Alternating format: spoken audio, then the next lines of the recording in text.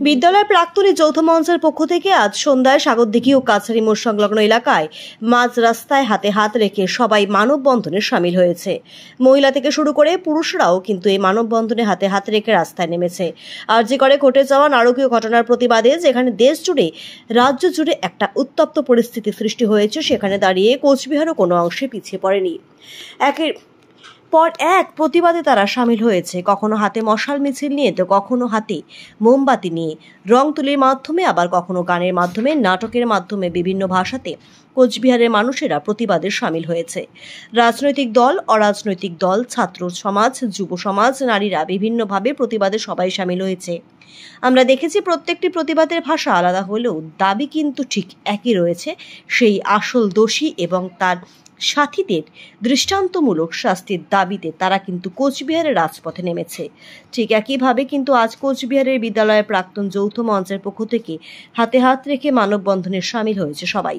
তার পাশাপাশি we want justice এই স্লোগানকে সামনে রেখেই কিন্তু আজ তারা কোচবিহারের রাজপথে নেমেছে। আমরা যৌথ মঞ্চের থেকে প্রতিবাদে সামিল হয়েছি, এর আগেও প্রতিবাদ আমরা করেছি, আজকে আমরা মানববন্ধন গড়ে তুলেছি। আমাদের একটাই দাবি, তিলোত্তমার দ্রুত বিচার পাক। আজকের কর্মসূচি কি রয়েছে? আজকে আমরা মানববন্ধন গড়ে তুলেছি, আমাদের এখানে সবাই সামিল হয়েছে, শুধু আমাদের প্রাক্তনী মঞ্চের থেকে নয়, প্রাক্তনী যৌথ মঞ্চ নয়, আমরা প্রত্যেককে আমন্ত্রণ করেছি এবং বলেছি যে আমাদের এই আন্দোলনটা একার নয়, আপনারা প্রত্যেকে সামিল হন। কি মনে হয় এরপর এই আরজি করে ঘটে যাওয়া ঘটনার পর থেকে নারীরা কি রাস্তায় নিরাপদ? নারীরা নিরাপদ ছিল, কিন্তু কিছু ঘটনা আমাদের সামনে বিক্ষিপ্তভাবে এরকমভাবে উঠে আসছে। এখন স্পেশালি আমরা দেখতে পাচ্ছি যে ধর্ষণ কিন্তু দিনের পর দিন বেড়েই চলেছে। আমাদের দাবি একটাই থাকবে, একজন পুরুষ যেরকমভাবে রাত্রে সাধারণভাবে চলাচল করতে পারে, একজন মেয়েও যাতে সেফভাবে একইভাবে চলাচল। এই মানববন্ধন থেকে সবার উদ্দেশ্যে কি বার্তা রাখবে? আমরা শুধু তিলোত্তমার বিচার চাই, এই মুহূর্তে আমাদের এটাই দাবি। আপনার নাম? বাণী রায়। আপনারা হাতে হাত ধরে এই মানববন্ধন কর্মসূচিতে যুক্ত হন।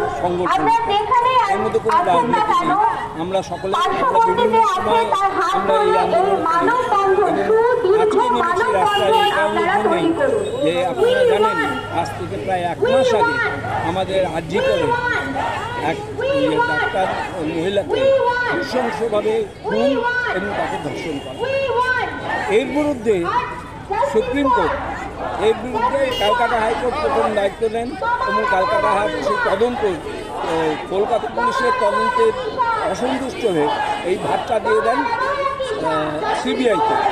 সিবিআই তদন্ত শুরু করে এবং একই সময় প্রকাশিত হয় যে সুপ্রিম কোর্ট আর্থিক দুর্নীতির কথা, এবং যেই আর্থিক দুর্নীতির কথা অনেকদিন আগে এসেছিল কিন্তু স্বাস্থ্য দপ্তর কোনো দেয়নি।